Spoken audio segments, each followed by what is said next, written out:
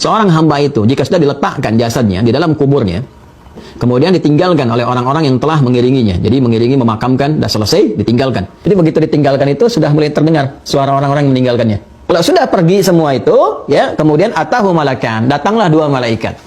Keduanya mendudukkan orang itu, jasad itu, ya. Fayaqulani lahu, maka berkata, mulai diinterogasi, mulai ditanya. Ya, malaikat itu bertanya kepadanya, dua malaikat itu bertanya, "Ma kunta taqulu fi hadzal rajuli Muhammadin sallallahu alaihi wasallam?" Ya, bagaimana pendapatmu tentang sosok ini? Ya, laki-laki ini itu Muhammad sallallahu alaihi wasallam. Ya, pertanyaan tuh pertama disampaikan. Ya, kemudian fayaqulu, maka menjawab hamba itu, asyhadu annahu abdullah wa rasuluh. Saya bersaksi bahwa beliau ini adalah hamba Allah dan rasulnya. Ya. Fayuqalu, maka dikatakan kepadanya, unzur ila maq'adika minan nar abdalakallahu bi maq'adan minal jannah. Allahu akbar. Jadi di alam kubur itu sudah ditampakkan, di tempat kamu ini begini. Ini ada dua kemungkinan kata malaikat. Lihat nih. Kemungkinan kamu yang berada di neraka itu, dengan jawaban kamu seperti tadi itu, kemungkinan kamu di neraka itu dihilangkan oleh Allah. Ya. Artinya apa? Bukan di situ tempatmu. Ya. Allah sudah mengganti itu semua maq'adan minal jannah dengan satu tempat di surga. Setelah dia bisa menjawab itu, ya, kalau yang tadi di Al-Bukhari kan ditampakkan tempatnya di surga, ditampakkan. Jadi kebiasaan amal kita. Ahli puasa ditampakkan babur rayyan, kan? Ahli tahajud tampakkan babut tahajud. Ya, kalau semakin soleh, semakin tinggi, ada yang saat sakaratul maut tampakkan surganya. Ya. Setelah itu apa yang terjadi? Ya, belum selesai ini teman-teman. Tsumma yunawwaru lahu fihi, tsumma yuqalu lahu nam. Allahu akbar. Ya, setelah itu diberikan penerangan. Nah, ini informasi dari hadis semua nih. Diluaskan, dikasih penerangan. Ya, enak, nyaman, tenang dan sebagainya. Tsumma yuqalu lahu nam. Lalu dikatakan kepadanya, ya, malaikat itu berkata, udah istirahat aja dulu, tidur aja dulu sekarang, istirahat dulu. Ya, masya Allah, ya, disuruh istirahat, ditampakkan surganya, nikmat semua, tempatnya luas, tempatnya lebar. Ya, kemudian, fayaqulu arji' ila ahli fa akhbirhum. Allahu akbar. Ya, Allahumma shalli ala sayyidina Muhammad. Fayaqulu arji'u ila ahli, ya, fa akhbirhum. Maka mayat itu berkata, aku bisa nggak pulang dulu? Aku ingin kabari keluargaku. Dengan mengatakan, jangan banyak meratap, jangan sedih, cepat siap-siap beramal. Aku lebih nikmat di sini. Kalau bisa cepat nyusul ke sini. Di sini lebih enak dibandingkan dengan tempat yang kamu tinggali sekarang. Arji'u ila ahli fa akhbirhum. Ya, aku mau pulang, ya, mau kembali dulu ke keluargaku. Aku pengen ngasih tahu, kalau bisa beramal. Cuman nggak mampu. Nggak bisa gitu kan, maka diperintahkan oleh malaikat fayaqulani nam kanaumatil arusil ladzi la yuqidhuhu illa ahabbu ahli ilaihi. Allahu akbar. Kamu tidur aja seperti tidurnya pengantin yang nggak akan terbangunkan kecuali oleh yang paling mencintainya, baru dia bangun. Ya, maka ini menggambarkan suasana kenikmatan di alam kubur dikasih sedemikian rupa. Maksudnya apa? Sampai nanti Allah tetapkan hari kebangkitan tiba baru bangun. Jadi kubur itu tempat istirahat aja. Ya, masya Allah, diapresiasi tinggi. Udah, kamu udah lelah. Kamu di dunia tawakan tawak. Ya ayyuhal insanu innaka kadihun ila rabbika kadhan famulaqi. Kamu udah berusaha sebaik-baiknya, ya, udah luar biasa lelah kamu. Sekarang lelah, kamu istirahat aja.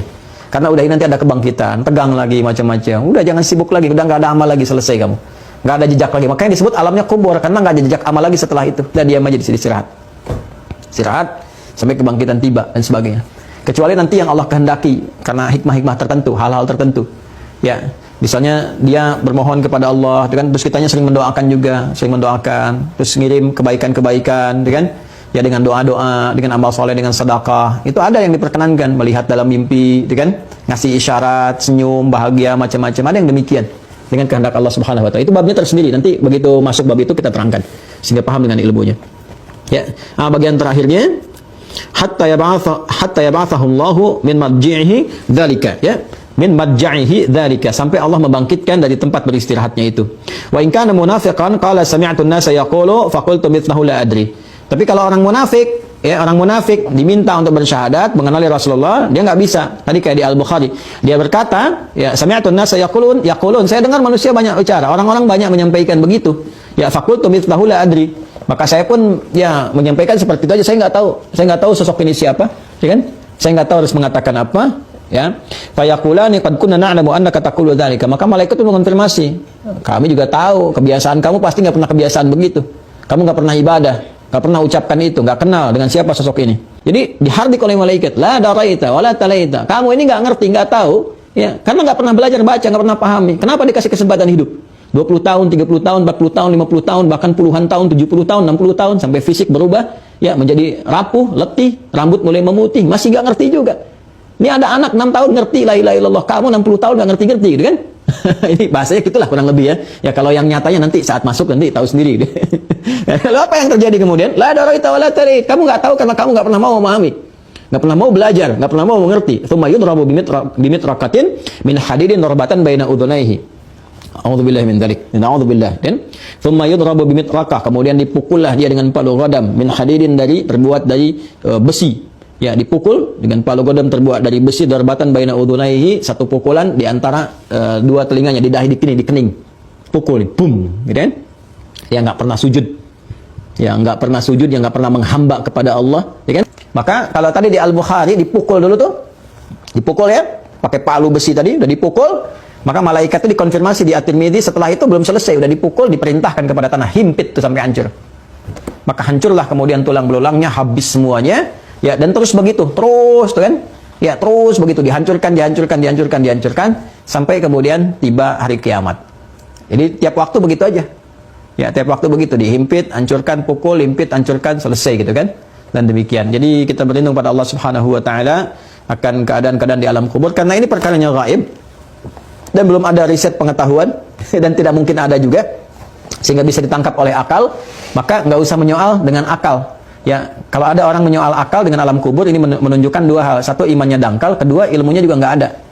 Ya, ini sebetulnya orang bodoh kalau menyoal seperti itu, jangan terlalu jangan terlalu banyak dalil kalau menyampaikan. Jadi kalau orang nggak yakin, jangan pakai dalil, karena dalil itu masuknya ke iman. Iman itu urusan keyakinan.